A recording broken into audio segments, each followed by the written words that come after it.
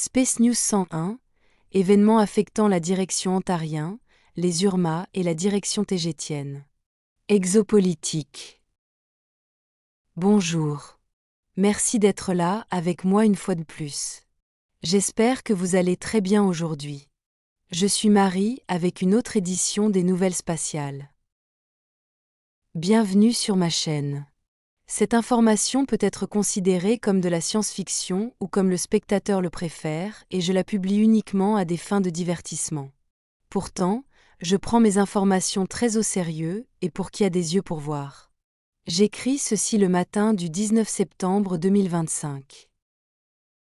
Je sais que je lutte contre des idées préconçues sur ce que les extraterrestres sont supposés être.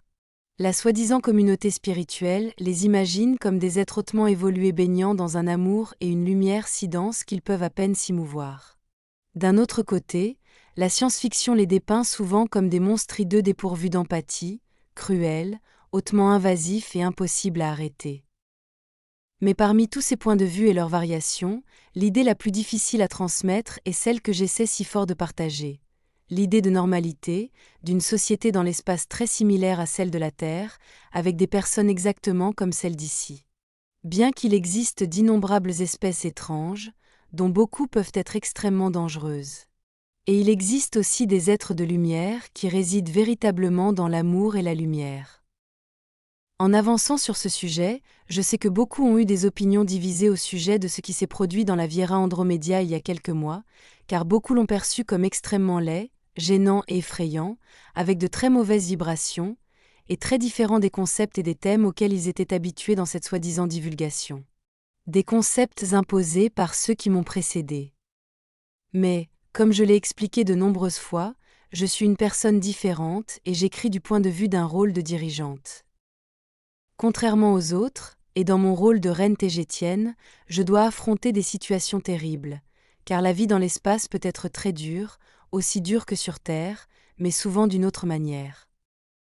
Et cela signifie faire face constamment à la possibilité inévitable d'être contrainte d'entrer dans un conflit armé, comme cela s'est déjà produit et pourrait se reproduire.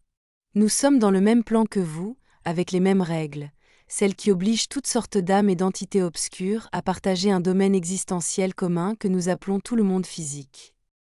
Je dois le redire une fois encore. Bien sûr, des plans supérieurs existent où les choses sont plus légères et plus douces. Et ces plans existent partout et peuvent être vus et expérimentés selon votre vibration. Mais mon peuple et moi sommes dans le même plan que vous. C'est pourquoi je peux écrire. Et cela signifie que nous affrontons souvent les mêmes types de défis que vous. Cela m'amène au sujet de cette vidéo de Nouvelles Spatiales, car je dois à nouveau partager des ennuis extraterrestres. Souvenez-vous que tout est connecté et que tout ce qui se passe en dehors de la Terre concernant des races stellaires amicales envers les humains finit par affecter fortement tout ce qui se passe sur Terre et peut même en dicter l'avenir. Particulièrement dans le cas que je dois partager avec vous aujourd'hui. La triade Antaria, les URMA et le Conseil tégétien fait face à de grands défis et à des ennemis redoutables. La plupart d'entre eux sont précisément les idées fausses que les extraterrestres se font de la vie sur Terre et des humains qui y vivent. Car, de même que les humains ont des idées fausses sur les extraterrestres, ceux-ci ont eux aussi des idées fausses sur la Terre et les humains, tout aussi dommageables. Pour poursuivre sur ce sujet, il y a environ une semaine, l'ambassadrice ontarienne Asset Nidia m'a rejointe, ainsi que mes plus proches membres d'équipage de haut rang, lors d'une réunion où elle nous a avoué quelque chose de très perturbant et m'a demandé directement de le publier et de le partager avec vous tous. Juste avant la période où j'ai été très malade durant les 3 derniers mois de l'année 2024, le roi ontarien Ernaya et sa reine, sœur d'Ontaria, sont tombés terriblement malades à cause d'un problème gastro-intestinal qui s'est rapidement transformé en péritonite. La maladie fut si forte et si rapide que ce qui au départ ressemblait à un simple mal de ventre devint une infection abdominale invasive causée par des intestins perforés. Le roi et la reine ontariens sont morts peu après. Compte tenu des circonstances inhabituelles qui entouraient ce qui leur était arrivé, le Haut Conseil ontarien a rapidement imposé une chape d'information sur leur décès et a pris le contrôle du gouvernement, comme il se doit, jusqu'à ce que les enquêtes éclaircissent ce qui s'était passé. Cela explique pourquoi toutes les affaires officielles avec Antaria passaient uniquement par Aset Nidia, car moi, reine Tégétienne, je n'avais aucun contact avec mes homologues antariens directs. Un fait que j'ai trouvé assez étrange, parce que, tandis que les Antariens étaient devenus très coopératifs avec les Urma et avec nous, les Tégétiennes, au point de devenir les meilleurs amis, il m'a semblé étrange que leur roi et leur reine ne prennent pas la peine de me parler. Le roi et la reine ontariens étaient morts peu après mon arrivée au pouvoir.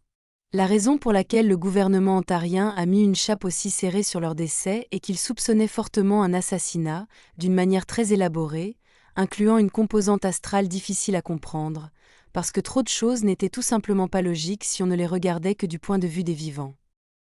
Après plusieurs mois, presque une année terrestre après leur départ, les Ontariens n'ont toujours aucune idée de ce qui a exactement tué leur roi et leur reine, qui étaient très jeunes et n'ont laissé aucun descendant. Comme ils en sont arrivés à un point où rien n'avance et où rien ne peut être conclu, le Haut Conseil ontarien a décidé de s'ouvrir au public et à ses races stellaires alliées et d'informer tout le monde de ce qui s'était passé, dans l'espoir de trouver davantage d'indices en procédant ainsi. Dans ce processus, le Haut Conseil ontarien a recherché quelqu'un de digne et de suffisamment capable pour être placé comme leur nouveau roi ou leur nouvelle reine et succéder au défunt roi Ernaya et à la reine Sera. Après un bref processus, ils ont maintenant nommé Aset Nidia comme leur nouvelle reine, elle sera couronnée dans quelques semaines. Pendant que tout cela se passe à Antaria, à quelques centaines d'années-lumière de là, sur la planète d'origine des Urma en orbite autour de l'étoile Vega, le doux et sage vieux père, le roi Lina, le père du roi Rur, est tombé terriblement malade d'une paralysie intestinale qui s'est également transformée en péritonite aiguë, ce qui a failli le tuer. Comme ce qui était arrivé à Ernaya et à la reine Sera d'Antaria, le vieux roi lion Lina est tombé malade après ce qui, au début, semblait être un simple mal de ventre. C'est d'autant plus vrai dans le cas de Lina, qu'il avait récemment trop mangé lors de l'un des banquets excessifs et opulents des Urma. Mais contrairement à Sera, le vieux roi lion Lina a survécu et se porte bien. Dans le cas de Lina, les Urma ont conclu que ce qui lui était arrivé avait été causé par l'action directe d'un agent toxique hautement sophistiqué, à base d'ADN, placé délibérément dans sa nourriture. Contrairement à ce qui s'était passé pour les souverains ontariens, où ce qui les avait attaqués provenait au moins principalement du côté astral, dans le cas de Lina, il s'agissait d'une attaque très physique, du côté des vivants. Ceux d'entre vous qui me suivent depuis un moment peuvent clairement voir un schéma ici, puisque je suis tombé terriblement malade et failli mourir des mêmes affections que le roi et la reine ontariens, et que l'ancien roi des Urma aussi. Notez que cela est arrivé à tous les dirigeants des nations stellaires qui forment la triade. Notez aussi que chacun a été attaqué sur ses points faibles. Les Antariens, étant simplement plus humains lyriens, n'ont pas un sens efficace et bien développé de ce qui se passe du côté astral. Ils ont donc été attaqués par ce biais. Tandis que l'ancien roi Lina et les Urma, qui ont un accès complet et une dominance sur le domaine astral, ont été attaqués par le côté physique, le domaine des vivants. C'était comme si celui qui était responsable savait que frapper par l'astral conduirait probablement à une détection. Et quant à moi, dans mon cas, j'ai été attaqué à la fois par le côté physique et par le côté astral en même temps. On dirait que celle qu'ils veulent le moins voir vivante, c'est moi. Et, comme me le disent mes médecins, j'ai été tellement malade que j'ai à peine tenu le coup l'an dernier. Je ne devrais pas être en vie. Autre chose à considérer, le roi par intérim des Urma, Rur, n'est pas tombé malade, mais son père l'est, et ils sont proches. Comme s'ils avaient voulu atteindre Rur à travers son père, parce que Rur est assez inaccessible, puisqu'il vit à bord de son vaisseau, l'Avian-One. Ils pourraient tenter de l'atteindre par l'astral. Mais les Urma sont très doués pour détecter de telles incursions. Donc Rur ne pourrait être attaqué que du côté des vivants. Mais Rur, étant sur son vaisseau, qui est son château, serait impossible à atteindre par le côté physique des choses. Ainsi, celui qui a fait tout cela a décidé d'attaquer la meilleure option suivante, Lina, son père. Attaquer les Urma par le côté astral est simplement trop difficile. Ils ont donc eu recours à les attaquer par le côté physique, et cela est déjà suffisamment difficile, surtout sur leur planète d'origine. Les Urma n'ont pas écarté la possibilité qu'un petit drone furtif ait été utilisé pour délivrer les toxines à base d'ADN contre l'INA pendant l'une de leurs multiples festivités gastronomiques. Connaissant les Urma et leur société soudée, hautement éthique et loyale, il est assez improbable qu'un Urma ait été impliqué dans l'empoisonnement de l'INA. Mais de nombreuses autres espèces sont connues pour assister à leurs fêtes en tant qu'invités, y compris de nombreux humains lyriens, dont l'un ou l'une a pu réussir à introduire la toxine. Tout cela nous amène à affronter la question inévitable. Que se passe-t-il ici? Et qui a fait tout cela? Tout d'abord, les attaques sont arrivées à nous tous plus ou moins au même moment. Mais c'est l'un des points les plus difficiles à calculer parce que, comme vous le savez, le temps est très relatif et il existe une distorsion temporelle très marquée, ou un glissement temporel, entre Antaria, Vega, Tejta et la Terre. Tout ce que nous pouvons faire est de conclure plus ou moins que les attaques ont eu lieu en même temps. En parlant de chronologie, l'ancienne reine Alnin a également été attaquée de cette même manière, par le système gastro-intestinal, plus tôt en 2024. Et, grosso modo, elle a très probablement été la première à être attaquée. Un événement qui a fini par me propulser pour être sa successeur. Je dois rappeler à tout le monde que le côté astral n'est l'astral que de notre point de vue et non de celui des créatures et des entités qui y vivent. Et de leur point de vue, nous tous ici vivons dans leur côté astral des choses. Nous sommes des créatures astrales pour eux. Cela nous amène à la grande question ici. Qui fait tout cela? Parce que tous ces événements sont bien trop coordonnés et suspectement similaires pour être pris pour de simples coïncidences. En outre, certains faits prouvent que c'était délibéré. Tout ce que je viens de décrire ci-dessus est une attaque directe et coordonnée contre la triade. Une attaque qui a eu lieu même avant qu'elle ne soit pleinement formée. Celui qui fait cela ne veut pas que la triade existe. C'est donc très contraire à ses intérêts. La Fédération galactique est tout simplement trop vaste et trop complexe pour exclure qu'aucun de ses membres puisse participer à tout cela. Nous n'avons pas assez de faits pour conclure quoi que ce soit pour le moment, encore moins lorsque des éléments astraux sont présents ici. Mais il est facile de conclure que celui qui est derrière tout cela est la Cabale sur Terre et son alliance claire avec plusieurs espèces invasives de la région générale d'Orion. Ils travaillent ensemble en utilisant surtout des portails, et ce sont eux que, en tant que triade, nous avons le plus affectés lorsque nous avons pris le contrôle de l'espace autour de la Terre et par nos mouvements à l'intérieur de celui-ci, comme les sauvetages. En outre, la Cabale sur Terre est connue pour ses connexions et sa tendance à vénérer des entités astrales inférieures qui sont très probablement celles qui ont mené les attaques de ce côté-là, car il est dans leur intérêt de nous faire partir d'ici. Notez aussi à quel point nous avons été attaqués de toutes les manières possibles, exploitant chacune de nos faiblesses, comme beaucoup d'entre vous en ont été témoins.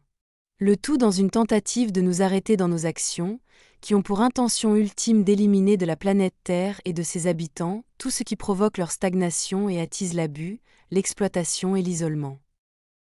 Pour l'instant, les mesures de sécurité qui nous entourent sont extrêmement élevées, au point d'être inconfortables, parce que la future reine d'Antaria, Aset Nydia, marche à l'intérieur de son vaisseau avec pas moins de 4 gardes d'élite armée qui veillent sur elle en permanence, et cela rien qu'à l'intérieur de son vaisseau-château.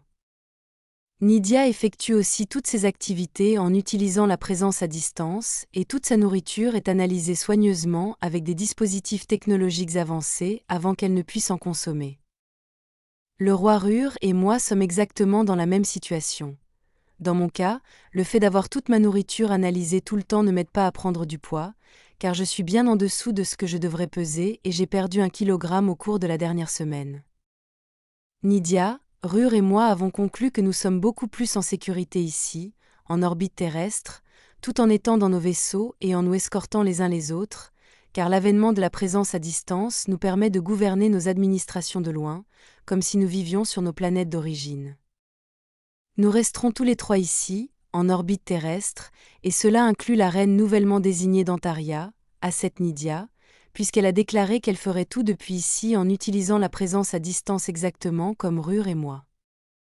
Nous restons ici parce que nous savons que les problèmes auxquels nous faisons face sur nos planètes d'origine, parmi d'innombrables autres lieux, commencent et prennent leur origine ici, sur et dans la Terre. Nous sommes un gros problème pour la cabale qui dirige la Terre et pour leurs amis et alliés d'Orion. Il est évident que nous avons réussi à les mettre en colère, car ils veulent nous attaquer comme ils le peuvent et sous tous les angles possibles. Mais nous n'arrêterons pas jusqu'à ce que nous ayons supprimé tout ce qui interfère avec l'humanité sur Terre et cause perfidie et oppression, parce que nous sommes tous connectés. Après tout, personne ne peut être libre si ses proches ne le sont pas. Nous trois, Nydia, Rur et moi, sommes jeunes. Nous serons donc un gros problème pour la cabale et pour Orion pendant très longtemps. Et le plus grand défi que nous devons relever est de sensibiliser à tout ce qui se passe sur Terre. Sensibiliser à la fois sur Terre et hors de la planète également. Les événements décrits ici sont encore tous en cours d'enquête et je vous tiendrai tous informés. Ce sera tout pour aujourd'hui. Comme toujours, merci d'avoir regardé ma vidéo et d'aimer, de partager et de vous abonner pour en voir davantage. Et j'espère vous retrouver ici la prochaine fois. Avec beaucoup d'amour et d'appréciation, votre amie Marie.